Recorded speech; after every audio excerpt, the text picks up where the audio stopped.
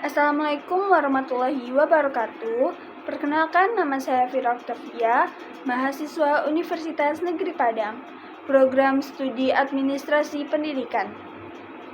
Saya akan membahas mata kuliah Pendidikan Agama Islam tentang hakikat manusia. Hakikat manusia. Pengertian hakikat manusia di dalam Al-Quran terbagi menjadi 3 kategori. Yang pertama ada Al-Insan, yang di dalam Al-Quran disebut sebanyak 65 kali, yang berbicara tentang manusia secara utuh sebagai manusia. Al-Insan ini dikelompokkan lagi ke dalam 3 kategori. Yang pertama, insan dihubungkan dengan konsep manusia sebagai khalifah atau pemikul amanah. Yang kedua, insan dihubungkan dengan predisposisi negatif manusia. Yang ketiga, insan dihubungkan dengan proses penciptaan manusia. Semua konsep insan menunjukkan pada sifat-sifat psikologis dan spiritual.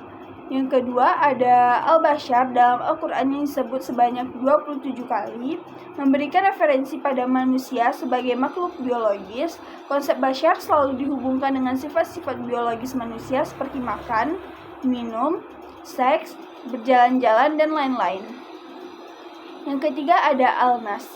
Al-Nas paling sering disebut dalam Al-Quran, yaitu sebanyak 240 kali. Al-Nas mengacu pada makhluk sosial, pada manusia makhluk sosial atau sebagai makhluk sosial. Kata Al-Nas diartikan bahwa manusia adalah makhluk sosial yang memiliki tabiat suka bergaul.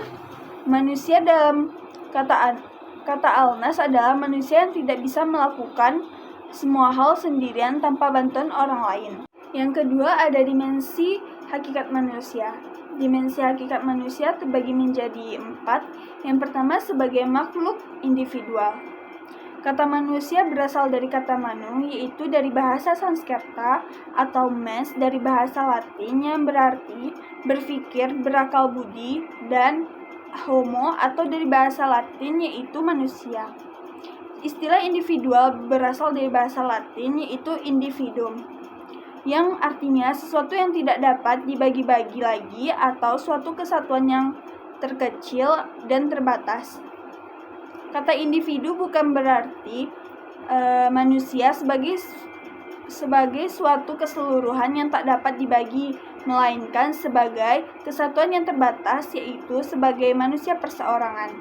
Konsekuensi manusia sebagai makhluk individu, maka secara individual harus mempertanggungjawabkan segala perilakunya secara moral kepada dirinya sendiri dan kepada Tuhan.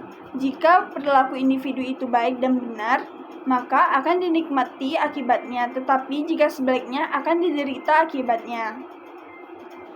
Yang kedua, sebagai makhluk sosial. Selain sebagai makhluk individu, manusia berperan juga sebagai makhluk sosial.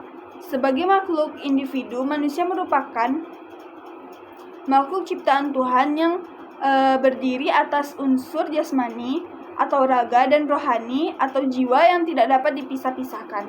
Jiwa dan raga inilah yang membentuk individu sebagai makhluk sosial, artinya manusia sebagai warga masyarakat.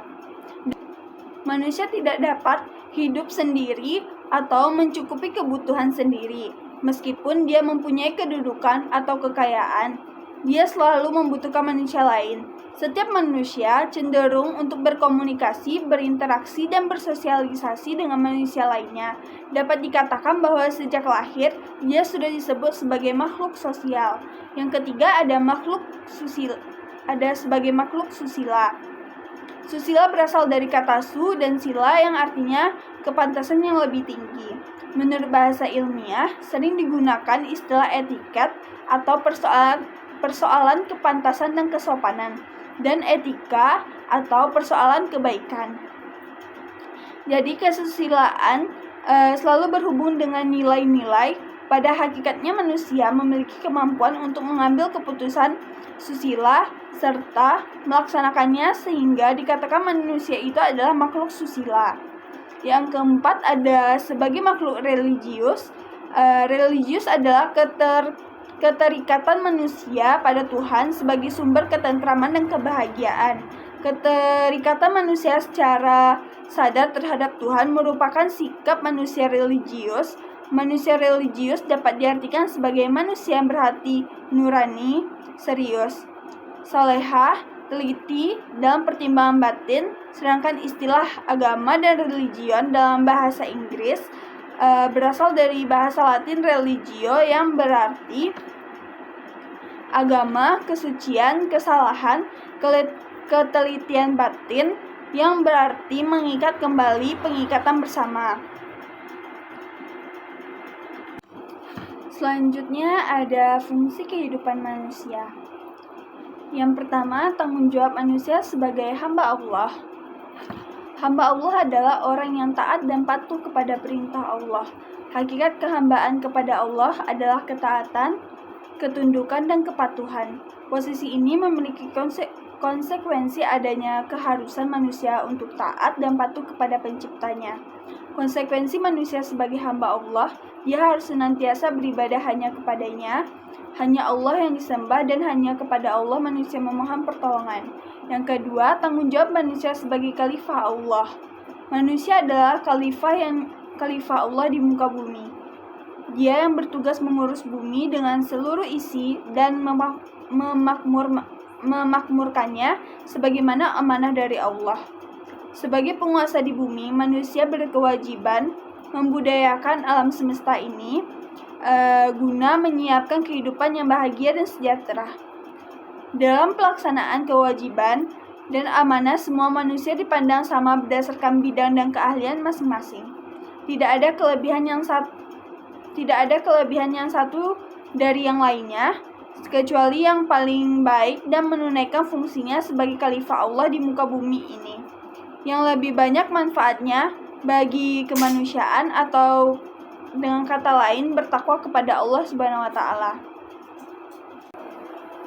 Allah berfirman dalam surat Az-Zariyat ayat 56 yang berbunyi, A'udzu billahi minasyaitonir rajim.